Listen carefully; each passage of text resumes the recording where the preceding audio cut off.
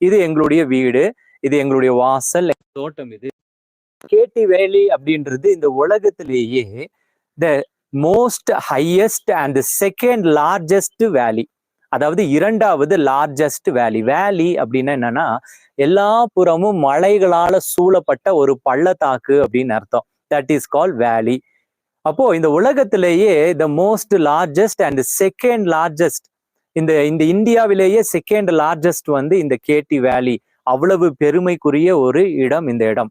நான் நின்று கொண்டு இருக்கிற இந்த இடத்துல, இந்த வாசல் நீங்க இங்க பாக்குறீங்க இல்லையா, இந்த வாசலில பல 100 கன்வென்ஷன்கள் நடந்திருக்கு. இது ஒரு பூர்வமான ஒரு இடம், பூர்வ குடிகள் வாழ்ந்த வீடு. தேவனிடத்துல பல 100 ஆண்டுகளுக்கு முன்பதாக என்னுடைய தாத்தா, தாத்தாவுடைய தாத்தா அவர்கள் இதே நீலகிரியில குடிமக்கள், அவர்கள் பூர்வ குடிமக்கள். அவர்கள் ஒரு ஹிந்து பூஜாரியாக இருந்து ஏதோ ஒரு விதத்துல ஆண்டவரை அறிந்து கொண்டு ரட்சிக்கப்பட்டு அவருடைய பிள்ளை இதோ இந்த இடத்துக்கு வந்து இந்த நிலத்தை எல்லாம் வாங்கி இங்கிருந்து தேவனை மகிமைப்படுத்தி ஒரு கூட்டமா வாழ்ந்திருக்காங்க. நான் 4வது ஜெனரேஷன் கிறிஸ்தவனா. இந்த இடம் ஒரு பூர்வமான இடம். இவர்கள் மாத்திரம் வாழல.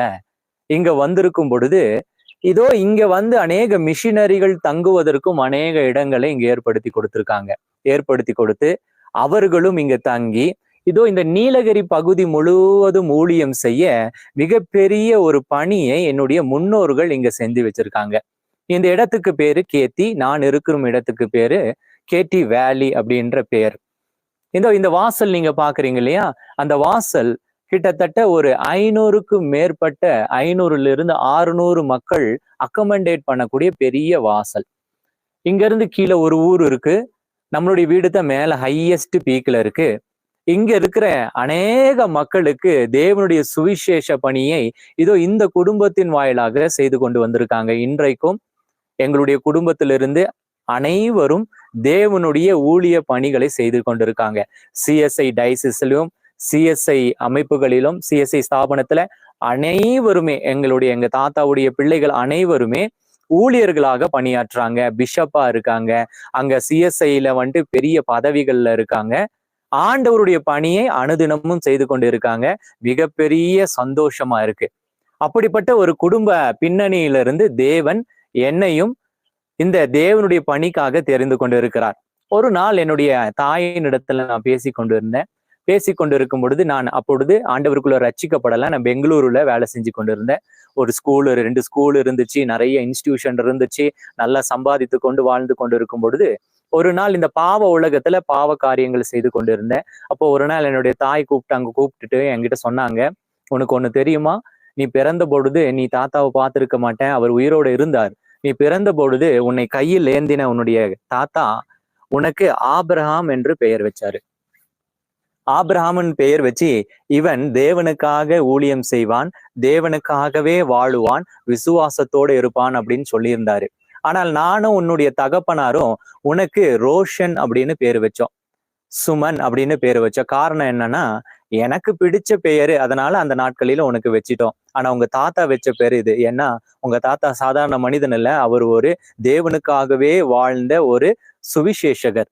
இந்த பகுதியில அநேக மக்கள் இன்றைக்கு கிறிஸ்தவர்களா மாறி இருக்காங்கன்னா அதுக்கு காரணம் உங்க தாத்தா கூட்டிட்டு வந்த மிஷினரிகள்.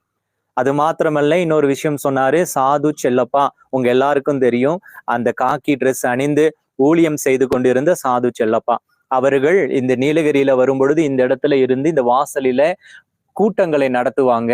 இரவு கூட்டங்கள், பகல் கூட்டம்னு அனுதினமும் உபவாசத்திலேயே வாழ்ந்து கொண்டிருந்த மனிதன் அப்படின்னு சொல்லி. ஆனா நீயோ இப்படியும் இந்த குடும்பத்துல பிறந்து இப்படி ஒரு ஊதாரியா இருக்கியே, இப்படி பாவப்பட்ட மனுஷனா இருக்கியேன்னு அடிக்கடி நான் இந்த பாவ உலகத்துல வாழ்ந்து கொண்டு இருக்கும் பொழுது என்னுடைய அம்மா கடிந்து கொண்டு சொல்லியிருக்காங்க. அந்த நாட்களிலே எனக்கு ஒரு பொருட்டே கிடையாது. கிட்டத்தட்ட ஒரு 7 இப்போ இந்த ஊழியம் நான் துவங்கி 7 வருடத்துக்கு முன்பதாக, ஒரு 8 வருடத்துக்கு முன்பதாகன்னு வச்சுக்கீங்களே.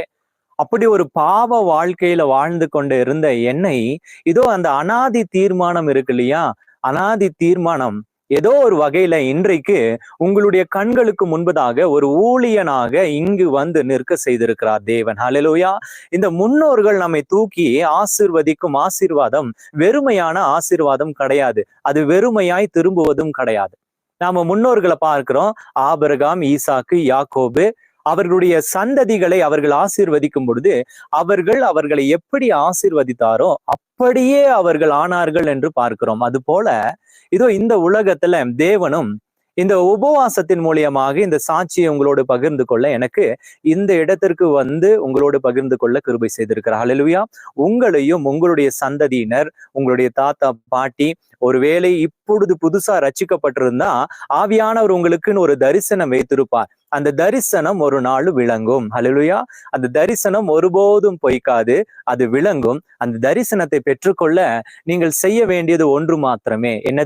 என்னதுன்னா இதோ இந்த உபவாசத்தை ஏறெடுத்து தேவனிடத்தில் உங்களுடைய ஆத்துமாவை பலப்படுத்தணும். ஹல்லேலூயா.